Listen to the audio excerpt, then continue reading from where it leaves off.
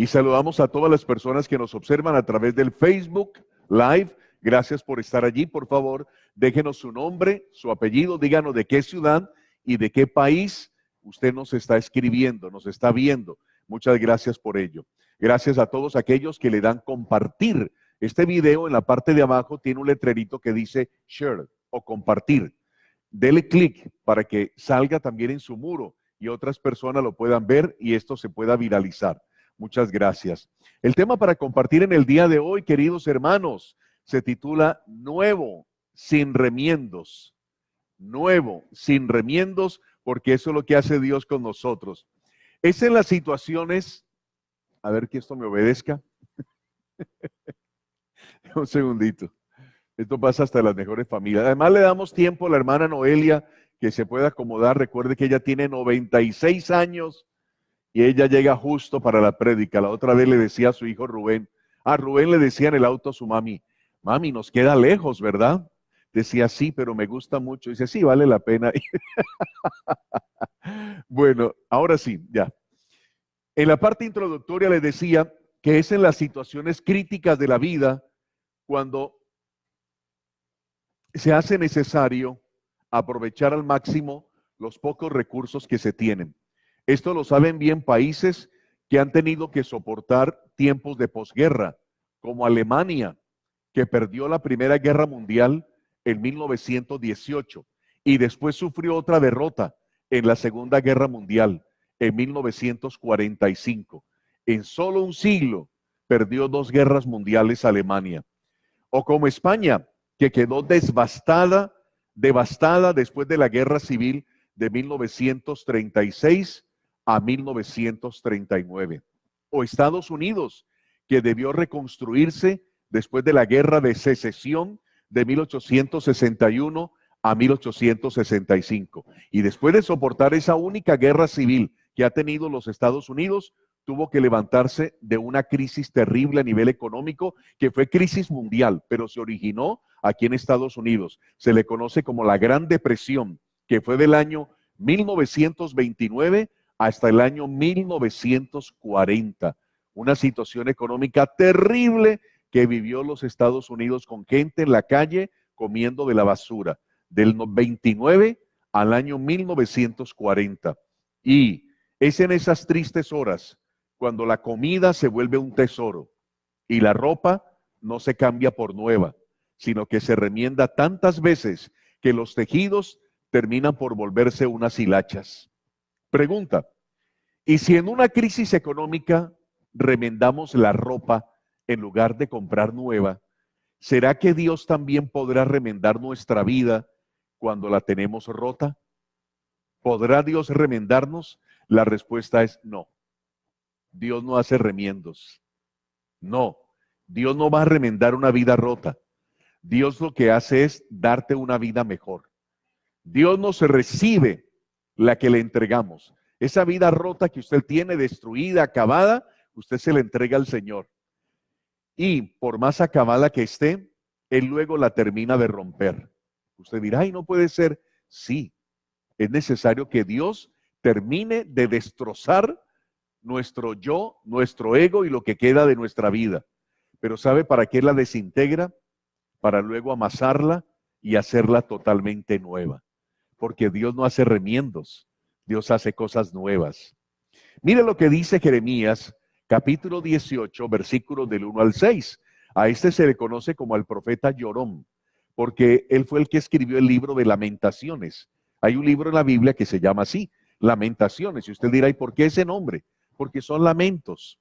Es porque el profeta vio que todo lo que Dios había anticipado se cumplió y que él le advirtió muchas veces a la nación, arrepiéntanse, Dios va a traer juicio, volteen a mirar a Dios, acérquense a Dios, por favor, acérquense a Dios. No, les entraba por un oído y les salía por el otro.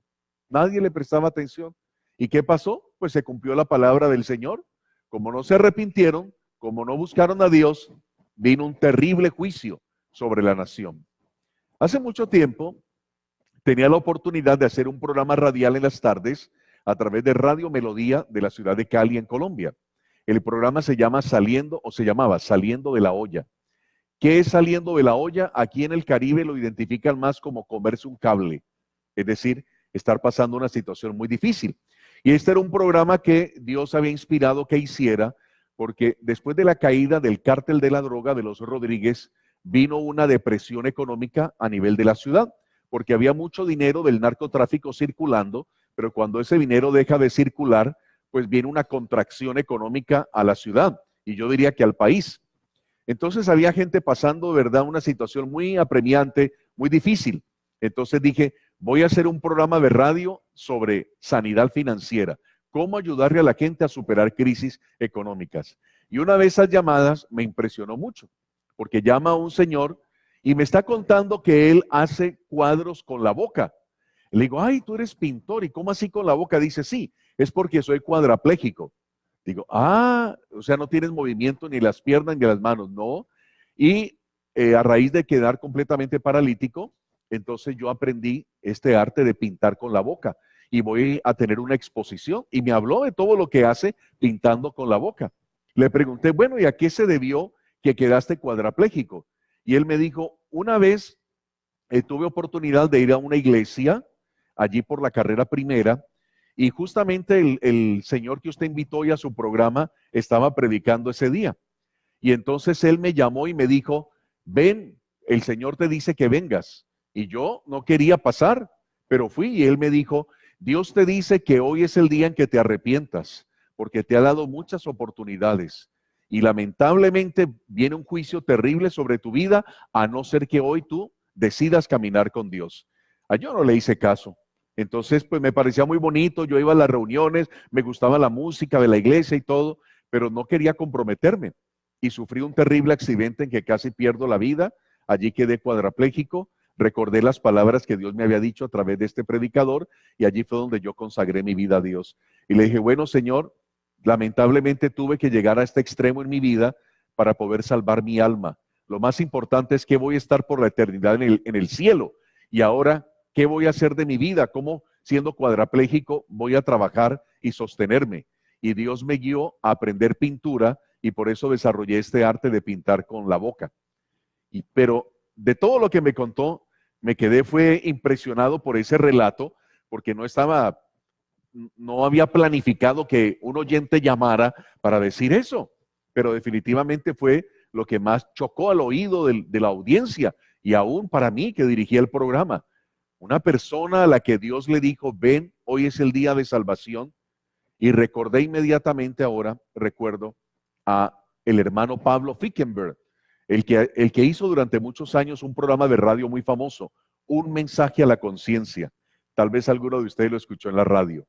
Un mensaje a la conciencia, por radio y por televisión. Y el hermano Pablo contaba que en la iglesia donde él estaba, el pastor terminó un día de predicar y los únicos nuevos que habían en la iglesia eran dos chicos que estaban ahí atrás. Entonces el pastor dijo, si alguien quiere entregar hoy su vida a Cristo, venga, pase al frente. Y todos en la iglesia sabían que eran los únicos nuevos. Ya todos tenían a Cristo en su corazón, pero los dos que estaban atrás no.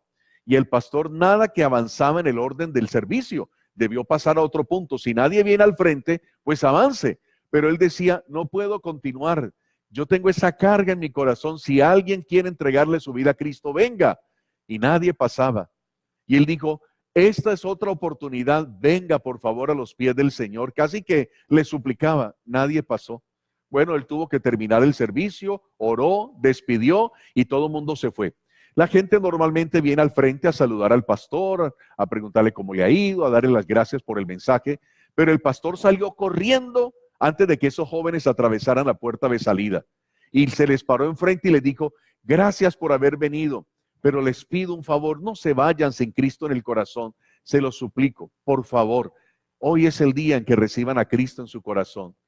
Y le dijeron, volvemos después, pastor, muy bonito todo, muchas gracias. Bueno, muy formales, ¿verdad? Y se fueron. Lo triste es que al otro día, él vio en las noticias que un automóvil con dos jovencitos había sido arrollado por un tren al pasar la carrilera. Y era la foto de esos dos muchachitos que habían estado en su servicio la noche anterior. Y entonces el pastor decía, por eso yo tenía ese gemir, por eso sentía que me moría. Yo necesitaba que esos dos chicos hubieran entregado su vida a Cristo. Bueno, el profeta Jeremías estaba viviendo algo parecido. Sentía ese dolor, había ese gemido en él. Por favor, escuchen a Dios, dejen de hacer cosas malvadas, acérquense al Señor, oren, pidan perdón por sus pecados. Gracias, muy amable, muy bonito su mensaje, yo lo felicito. Voy a ver si en estos días sigo viniendo por acá. Gracias, predicador, que esté muy bien, hasta luego. Y así desprecian la palabra del Señor. Jeremías en el capítulo 18 del 1 al 6 dice: esta es la palabra del Señor que vino a Jeremías. Dios le habla y le dice: baja ahora mismo a la casa del alfarero y allí te comunicaré mi mensaje.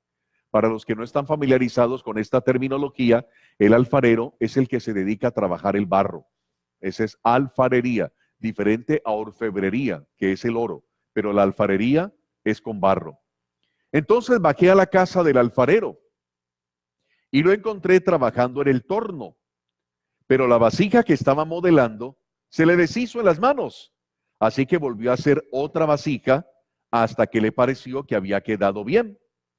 En ese momento, la palabra del Señor vino a mí y me dijo: pueblo de Israel, ¿acaso no puedo hacer con ustedes lo mismo que hace este alfarero con el barro?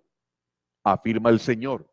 Ustedes, pueblo de Israel, son en mis manos como el barro en las manos del alfarero.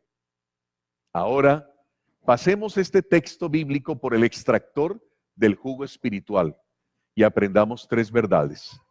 Primera verdad: antes del juicio de Dios viene la misericordia de Dios. El Señor siempre da nuevas oportunidades para que nos arrepintamos y acudamos a Él. Su misericordia es grande y es nueva cada mañana. Dios es fiel. Yo le voy a asegurar algo a usted. Sé que no me equivoco y usted sabrá que yo no me equivoco.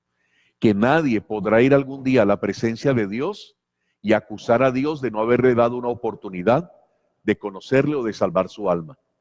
Nadie. Nadie. Usted dirá: ¿y los indios precolombinos que nunca escucharon hablar de Jesús? ¿Y qué pasó con aquella gente que nunca oyó hablar de Jesús? ¿Murieron sin saber que existía Jesús? Bueno, los que estaban antes de Cristóbal Colón por acá y todo aquel que nunca ha escuchado de Jesús, le quiero decir que de alguna manera Dios alumbra su conciencia, porque es lo que dice Romanos capítulo 2. Dice que lo visible da testimonio del invisible. Que la gente a veces no necesita ni que le hablen de Dios, sencillamente en sus conciencias se dan cuenta que hay un ser superior, que esto no salió de la nada, que hay un arquitecto, que esto no fue una explosión y apareció todo tan bonito. ¿Sería eso tan irreal como decirle a usted: vaya a la playa, deje un pedacito de cuero, un pedacito de hierro, un cablecito, váyase para su casa y espere que pasen varios años, y después, con la evolución y con el paso del tiempo, usted va a encontrar un espectacular automóvil forrado en cuero, con todos los cables y con todos los hierros que necesita para que ande? Sería algo ridículo, ¿verdad? Y así es como piensan algunos. Sí, hubo una explosión y nosotros salimos perfectos, con un sistema circulatorio, un sistema endocrino, con todo. La naturaleza, todo es producto de una explosión. Sí, vaya usted y ponga, en sentido figurado, un taco de dinamita en una tipografía. Que vuele esa tipografía y vuelen todos los tipos. Regrese 5,000 años después y seguro allá habrá un hermoso poema de Amado Nervo. ¿Ve? Causar una explosión en una tipografía, que vuelen todos los tipos y caigan y se arme un poema. Se necesita más fe para no creer en Dios, de verdad. Creer que todo esto es producto de la nada. Bien, Dios siempre da oportunidades. Dios habla. Le habla a una persona a través de la radio, a través de la televisión, a través de una prédica, a través de un mensajito, a través de un amigo. Pero de alguna manera Dios siempre quiere darse a conocer a las personas. El solo hecho de que usted esté aquí no es coincidencia. Dios quiso que usted estuviera aquí en este día. Por eso lo que dice el versículo 1, esta es la palabra del Señor que vino a Jeremías: baja ahora mismo a la casa del alfarero y allí te comunicaré mi mensaje. Yo te lo voy a comunicar. Dios no juega al escondido, Dios no se está escondiendo de nadie. Al contrario, Dios se da a conocer. Dios habla de muchas maneras, de muchas formas, de cantidades de maneras. Dios tiene que mostrarnos las cosas. Y ese es Dios diciéndole a Jeremías, yo te voy a dar un mensaje. Ahora usted dirá, ¿y por qué Dios no le dio el mensaje de una vez diciendo, ¿acaso yo no puedo hacer como el alfarero, dañarlos y volverlos a hacer de nuevo? ¿Por qué Dios tenía que mandarlo a la casa de un alfarero? Porque a Dios le gusta también hablar a través de figuras. Dios tiene un lenguaje sumamente claro. Lo que pasa es que cuando uno lee la Biblia, uno encuentra la Biblia como en un lenguaje un poco formal.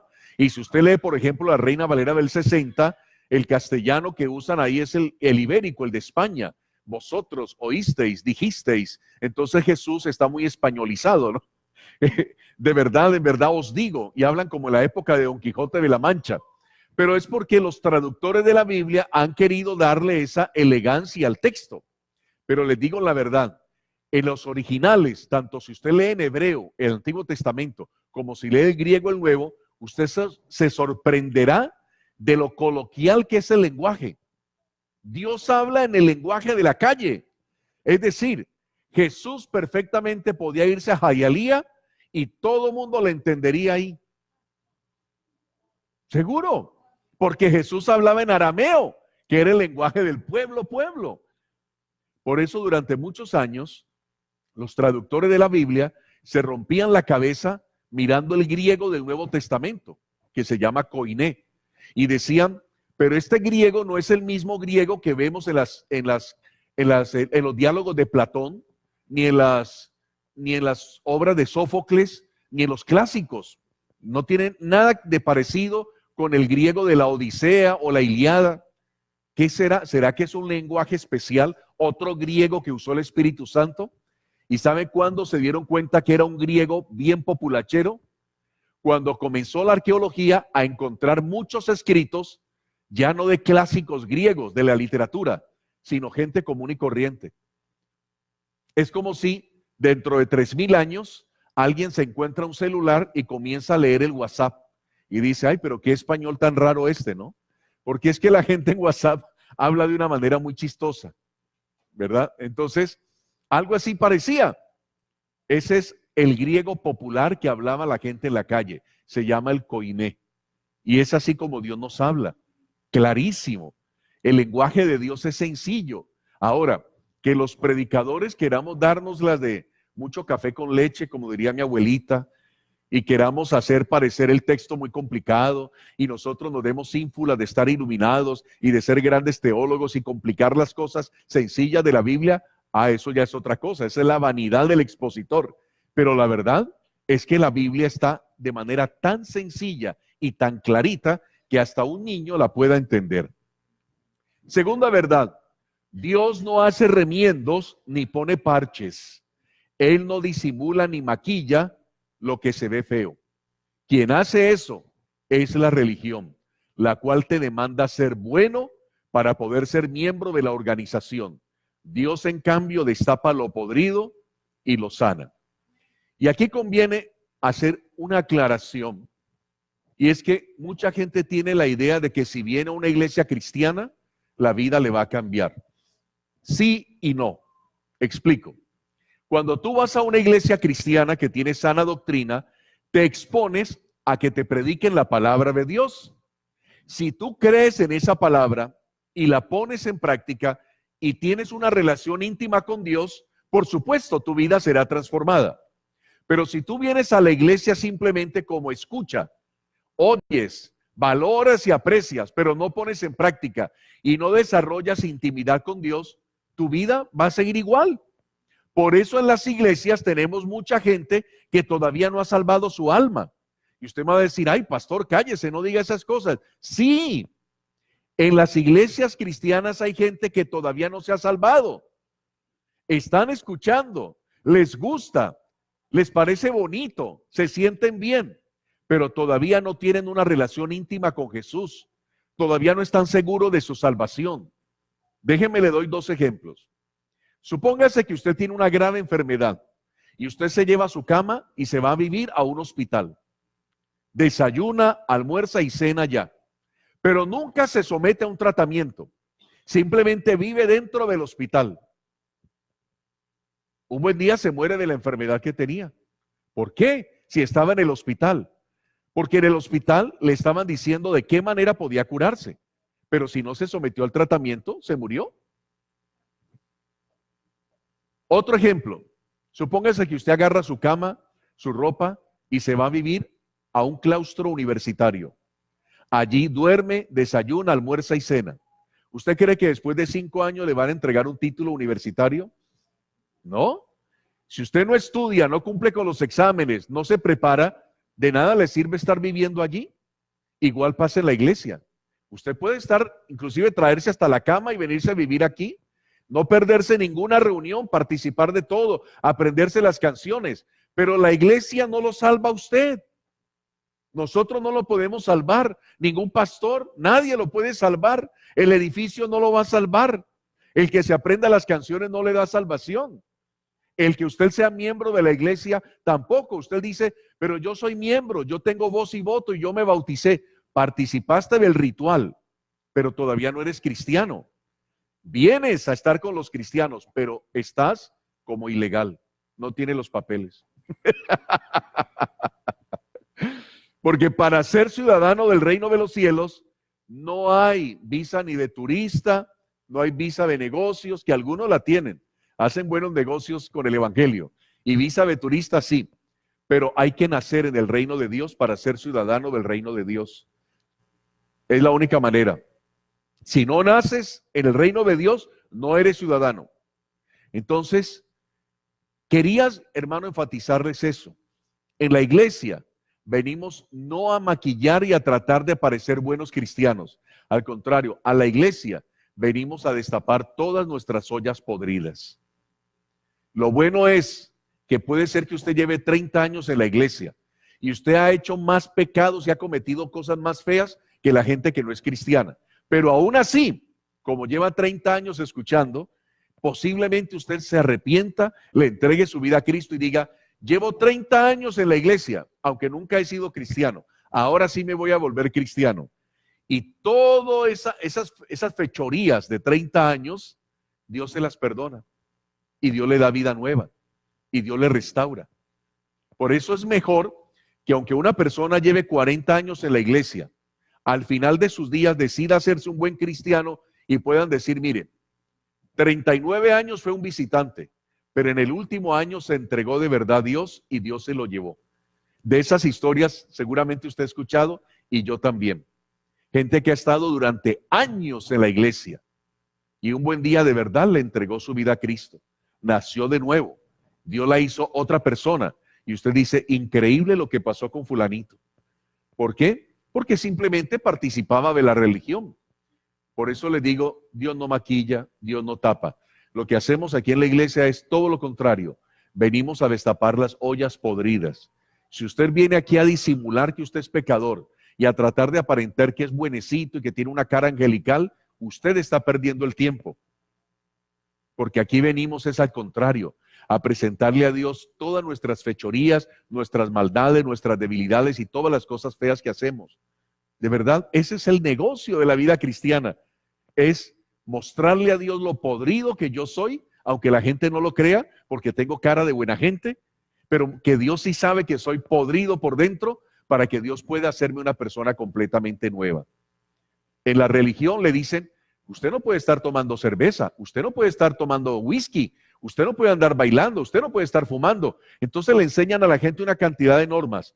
Usted no puede hacer esto y esto para estar en la iglesia. Y por eso es que la gente le pregunta, ay, ¿te volviste cristiano? ¿Y qué te prohíben ahora? Claro, si usted está perteneciendo a una iglesia, no ha nacido de nuevo, le va a tocar a usted dejar muchas cosas para que lo reciban en la iglesia y no lo echen a patadas. Pero cuando una persona de verdad nació de nuevo, no tiene que decir, a mí me están prohibiendo. La persona dice, yo no deseo, yo no quiero, me molesta, me fastidia. ¿Usted qué siente cuando una mosca se le para en la nariz? Bueno, incomodidad, claro, porque usted no nació para tener una mosca en la nariz. Ahora, que se acostumbre Y ya no solamente tenga en la nariz, sino hasta en los párpados. Si usted ni siquiera pestañee, ese ya es su problema.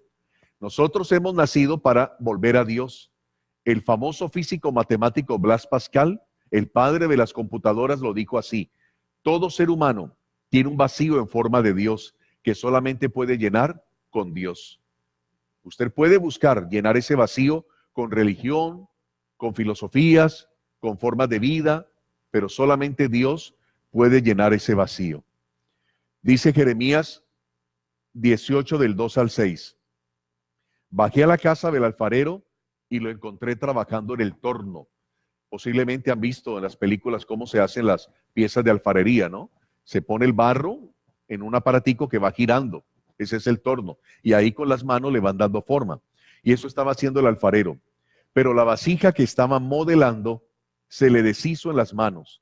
Así que volvió a hacer otra vasija hasta que le pareció que le había quedado bien. Y es en ese momento que la palabra del Señor, dice Jeremías, vino a mí y me dijo: pueblo de Israel. ¿Quién es Israel? En este momento somos nosotros, el Israel espiritual. Dios te dice hoy: ¿acaso no puedo hacer con ustedes lo mismo que hace este alfarero con el barro?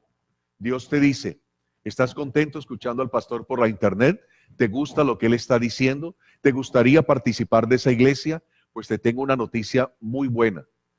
No necesitas necesariamente de esta iglesia. Hay miles de iglesias buenas, muy buenas, mejores que esta. Pero ninguna iglesia podrá hacerte de nuevo. Solo Jesús. Si tú le permites a Dios que moldee tu vida, que transforme tu vida, entonces serás una persona nueva. Venimos a la iglesia es porque hemos sido transformados. ¿Qué es la iglesia? La iglesia es la congregación o la asamblea de las personas que han sido renovadas por el Espíritu Santo. Esa es la iglesia. Este no es un club social, no. Esta es una reunión de personas que hemos pasado por el nuevo nacimiento espiritual. Y invitamos gente para que escuchen lo que nosotros escuchamos y puedan nacer de nuevo. Pero seguramente dentro de toda la gente que viene a la iglesia, hay gente que se fastidia, que le molesta, que viene a criticar, que viene a buscar si las lámparas tienen telarañas o no, si el predicador está bien vestido, si habla bien, si habla mal, si el café está amargo, si es muy espeso, muy clarito. Vienen buscando cualquier cosa aún. Vienen a las iglesias cristianas a buscar pareja, porque tienen la idea de que los hombres cristianos son buenos maridos y las mujeres son buenas esposas, pero no vienen realmente buscando una nueva relación con Dios. Mire, ustedes, pueblo de Israel, son en mis manos como el barro en manos del alfarero. Ninguna religión, iglesia o filosofía puede transformar al hombre. Eso solo lo hace Dios. Y quiero decir esto, y con todo amor lo digo, y no lo digo para herir a nadie. Ningún católico se salva por ser católico.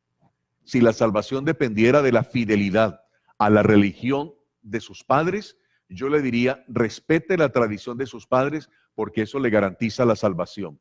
Pero el que usted tenga la religión de su papá y su mamá y de todos sus antepasados no le garantiza un lugar en el cielo. El ser bautista no lo salva, ni ser presbiteriano, ni católico, ni luterano, ni ortodoxo. La única forma de ser salvados es por el Espíritu Santo obrando en nuestra vida. Y el Espíritu Santo no tiene la etiqueta que dice bautista, católico, luterano, metodista. No tiene esas etiquetas. Esas se las hemos puesto nosotros. Es decir, lo que tú necesitas realmente es un encuentro personal con Jesucristo. Alguien dirá: pastor, usted está predicando algo que es evangelístico. Usted no debería de predicar ese sermón un domingo, porque ya todos aquí somos cristianos. Bueno, yo confío en que sí, pero por si las moscas, yo quisiera decirle que el que sea miembro de la Iglesia Bautista Mobile Church no le asegura un lugar en el cielo. El único que le asegura un lugar en el cielo se llama Jesús, y con él hay que tener una relación personal, íntima. El apóstol Pablo tuvo que reconocer que ni el ser judío de nacimiento, ni el tener muchos conocimientos teológicos, ni el ser fariseo, ni el ser rabino, lo libró de él mismo. Solo Dios lo pudo hacer. ¿Cómo así? Miren, cuando usted lee en la Biblia Romanos capítulo 7, déjenme lo ilustro de esta manera. Hágase de cuenta que un fariseo famoso, teólogo, alguien sumamente preparado con títulos universitarios y todo, y muy dedicado y muy consagrado a Dios, un día vino a la iglesia y se confesó con el pastor, o fue donde el sacerdote católico entró en el confesionario y comenzó a pedir perdón por sus pecados.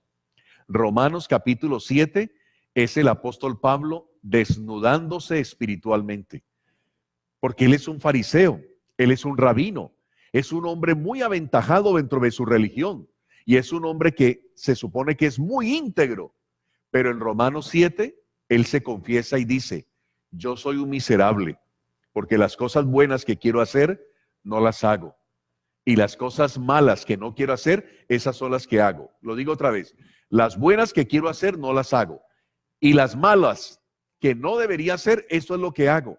Entonces yo, con todos los conocimientos que tengo de la Biblia, con todos los años que llevo dentro del fariseísmo, con todos estos conocimientos y con toda la fama que tengo y el prestigio, tengo que decir que yo soy un miserable.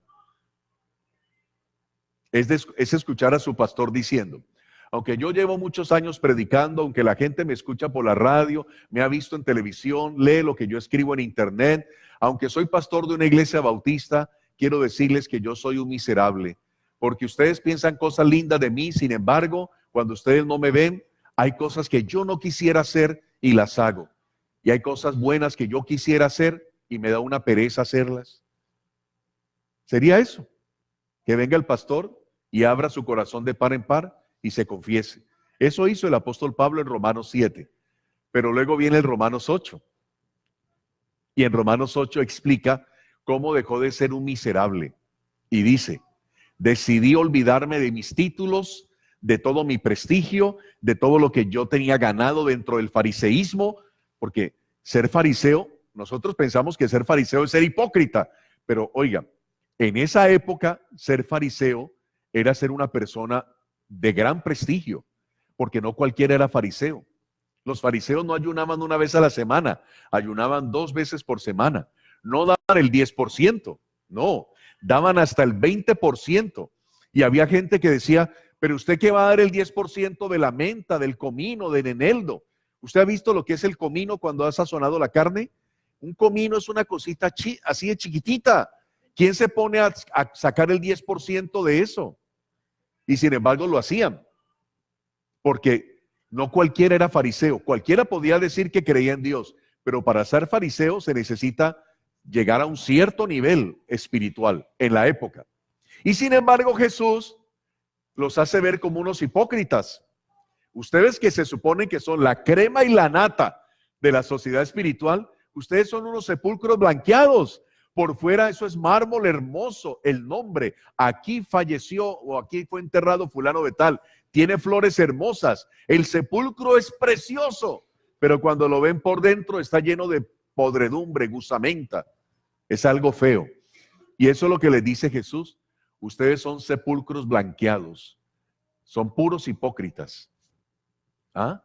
Entonces, en Romanos 8, Pablo decide desechar todo lo que él consideraba que era un tesoro religioso y decide morir a sí mismo. Y por eso en Gálatas 2:20 dice: ya no vivo yo, mas vive Cristo en mí. Y lo que ahora vivo en la carne, lo vivo en la fe del Hijo de Dios, el cual me amó y se entregó a sí mismo por mí. Y de esa manera Pablo, al crucificarse él mismo y al morir a sí mismo, vive una nueva vida, nació de nuevo. Y al nacer de nuevo era otro completamente diferente, a tal punto que se cambió el nombre, porque él se llamaba Saulo y ahora pasa a llamarse Paulus, nombre latino, porque era ciudadano romano. Fue radical lo que pasó en la vida de él. Un amigo cuenta, o bueno, me lo contó la esposa, cuando les pregunté una vez en una entrevista cómo ella se había acercado, o sea, cómo se conoció con su esposo, con el pastor de una iglesia muy grande. Ella dice: yo vivía en una ciudad, se llama Palmira, en Palmira, y él me invitó una vez a salir juntos y estábamos por ahí por Cosmocentro, en Cali y todo, y entonces él me preguntó, me dijo: ¿qué es lo que Cristo ha hecho en tu vida? Entonces yo me quedé pensando y dije: pues es que yo voy a la iglesia desde niña.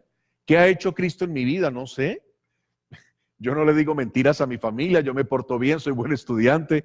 ¿Qué habrá hecho Cristo en mi vida? Yo dije entonces, no, que yo sepa nada.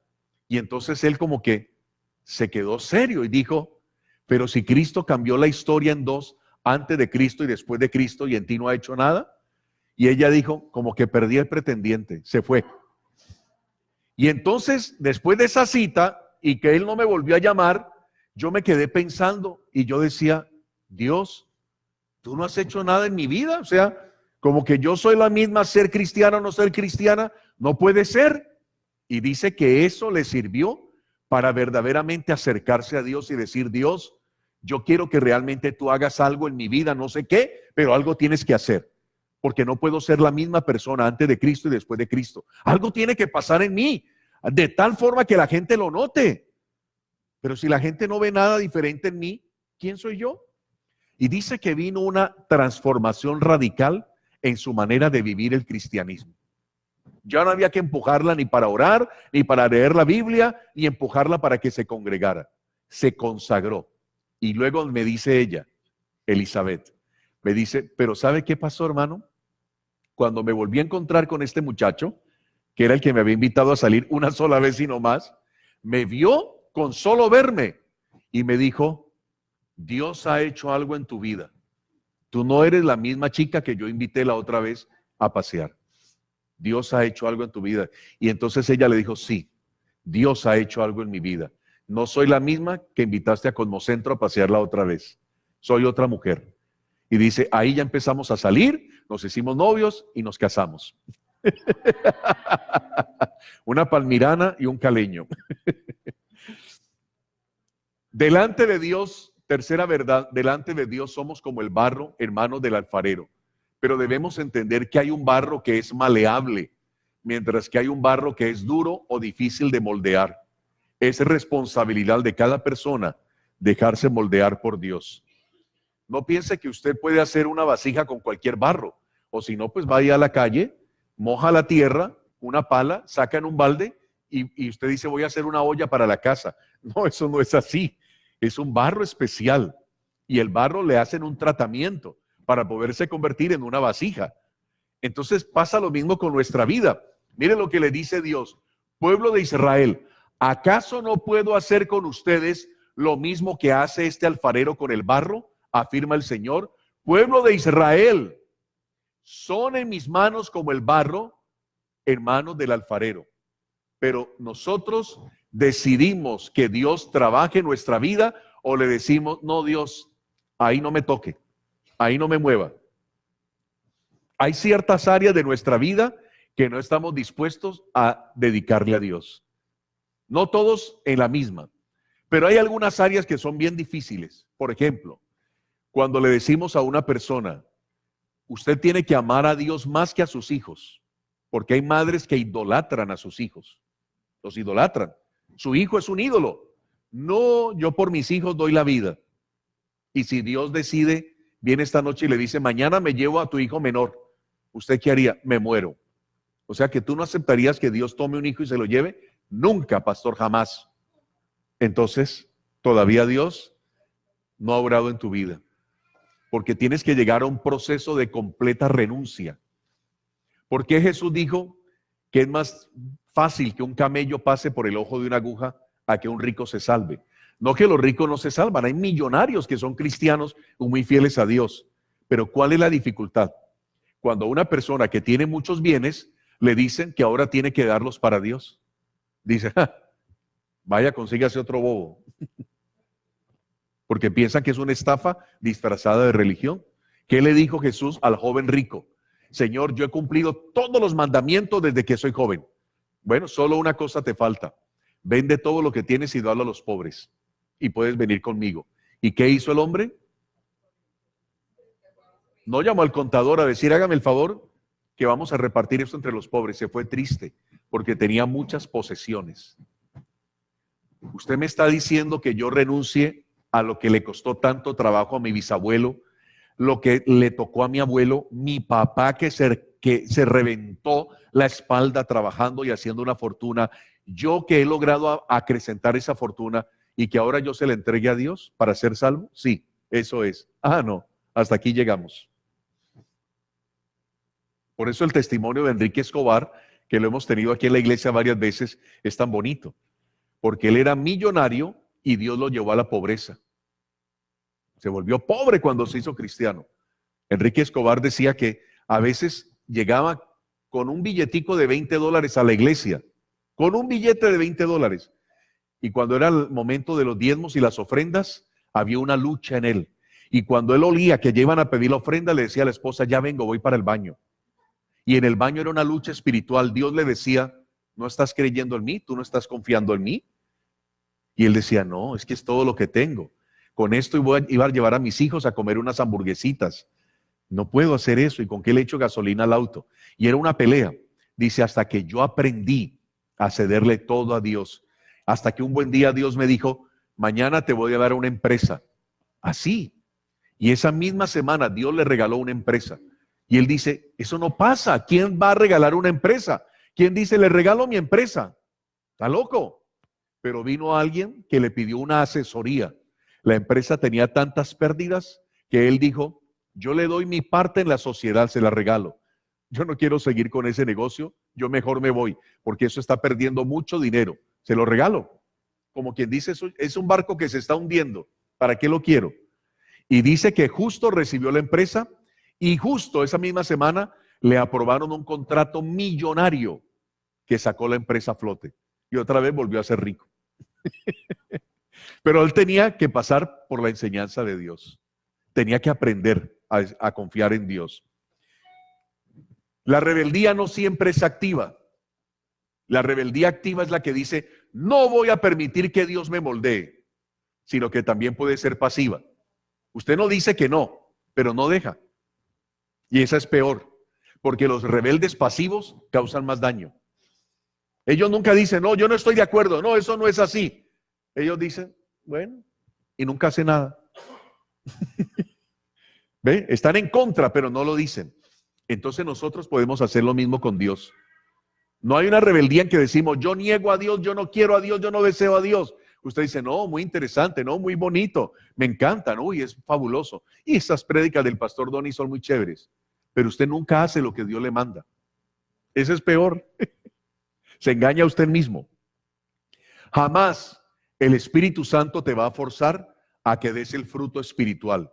Dios es un caballero y siempre esperará que tú, de manera voluntaria y con perseverancia, te presentes ante Él en sacrificio vivo, destronando tu ego y dejando que Cristo viva su vida a través de ti en la persona del Espíritu Santo. ¿Ve? Cuando usted esté solito allá en su cuarto, la luz apagada, el televisor apagado y usted esté ahí, mire para el techo y usted en ese silencio de la habitación diga, ¿qué puedo hacer ahora? Me voy a arrodillar. Nadie me está mirando. Voy a levantar mis manos al techo y voy a conversar con Dios. Eso es intimidad con Dios. Usted decidió buscar a Dios. Cuando usted está en el baño, pone a que corre el agua fría mientras sale el agua tibiecita y está ahí parado en el baño, desnudo, el baño cerrado, nadie lo está mirando y usted dice, el agua todavía está fría. Tengo 3 minutos antes de que salga tibia, ¿qué hago? Puedo alabar a Dios, le puedo decir cosas hermosas. Voy a inventarme un salmo en este momento y le compone una canción a Dios en la ducha. Eso es la intimidad con Dios, ¿ve? Es cuando usted comienza a abrir su corazón y se pone delante del Señor. Conclusión, Dios no hace remiendos en una vida destrozada. No. Dios espera que tú, arrepentido, le confieses todos tus pecados, por más malos, feos y malolientes que sean, para así perdonarte y hacerte una nueva persona. Yo mismo me tengo que predicar este mensaje. ¿No le parecería a usted un infortunio, una desgracia, que mi esposa vaya al cielo, mis hijos también, ustedes por escucharme cada 8 días, la gente que me oye todos los días por la radio, que lee en internet, todos se fueron para el cielo y yo me fui para el infierno? Porque aunque predicaba bonito, me sabía la Biblia y todo, nunca viví eso, no lo ponía en práctica. ¿No es una tristeza? ¿No es cierto? Yo mismo me lo tengo que predicar. Hermanos, necesitamos no de la religión Sí necesitamos de la iglesia, pero para ser salvos, primero necesitamos la transformación del Espíritu Santo. Y yo quiero invitar a cualquier persona que me esté viendo en este momento, aun si es un pastor, un obispo, un cardenal, un rabino, quien quiera que me esté viendo en este momento, aquí o en internet, hagan una sencilla oración de todo corazón conmigo. Yo voy a cerrar mis ojos, los que están en el auditorio van a repetir a viva voz esta oración y yo quiero que tú de verdad hoy le consagres tu vida a Cristo. Suponte que esta noche vienen por tu alma. Esta noche te vas de este mundo. ¿Dónde quieres ir a pasar la eternidad? ¿En el cielo o en el infierno? Hoy, 10 de marzo de 2019, llegó el momento de que Dios haga algo radical en tu vida para que puedas decir, yo tengo un antes y después de Cristo. Oremos de esta forma. Di conmigo, Señor Jesús, yo creo que eres el Hijo de Dios y que moriste en la cruz para perdonar mis pecados. Yo me arrepiento de todo lo malo que he hecho en mi vida. Perdóname. Hoy decido abrirte la puerta de mi corazón y recibirte como mi Señor y Salvador. Si he estado viviendo una religiosidad, perdóname. Sácame del autoengaño y permite que mi vida tenga un antes y un después de ti. Tú partiste la historia en dos. Antes de Cristo, después de Cristo. Parte mi vida en dos. Antes de Cristo, después de Cristo. Gracias, Jesús, por escuchar esta oración, por escribir mi nombre en el libro de la vida, por la salvación de mi alma y por comenzar a transformar mi vida a partir de hoy. Amén. Y te dejo con este versículo hermoso que está en 2 Corintios 5:17. Se lo voy a leer, no está en la pantalla. Dice, por lo tanto, si alguno está en Cristo, es nueva creación. Lo viejo ha pasado, ha llegado ya lo nuevo. Dios los bendiga. Segunda a los Corintios 5:17. Segunda a los Corintios 5:17. Por lo tanto, si alguno está en Cristo, es una nueva creación. Lo viejo ha pasado, ha llegado ya lo nuevo. Así es que si alguien le dice, oiga vieja, diga, vieja mi antigua manera de vivir.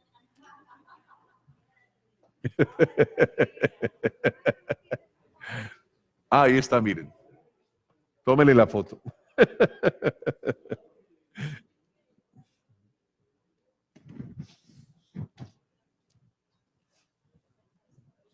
La Santa Cena ahora, ¿ok? Bueno.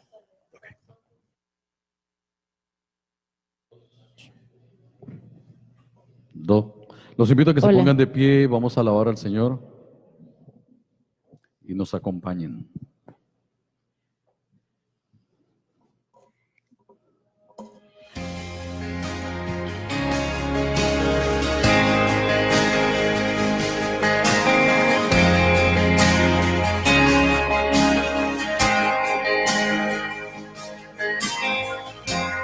Nuestros corazones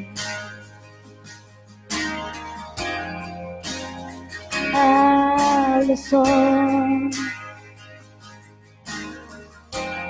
hasta que conocen a su Salvador.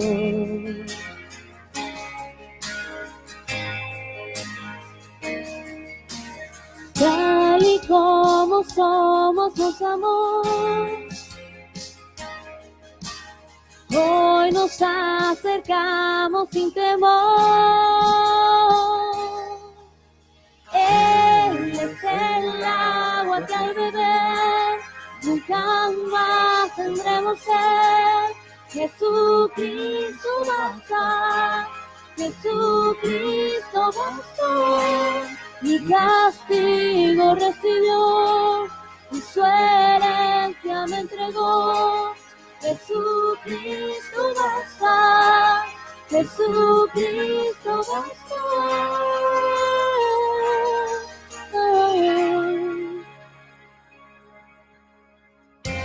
Fuimos alcanzados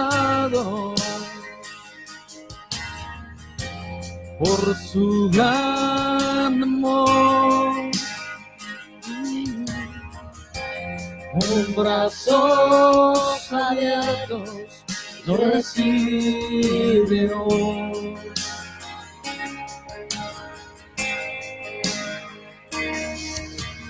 Tal y como somos nos amó.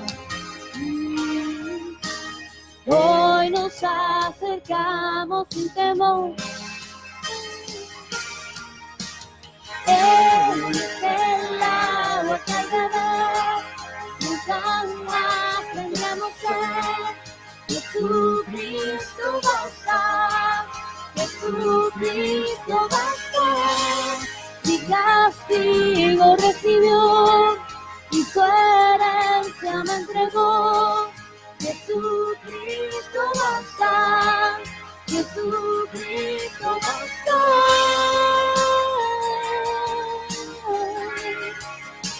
Jesucristo basta.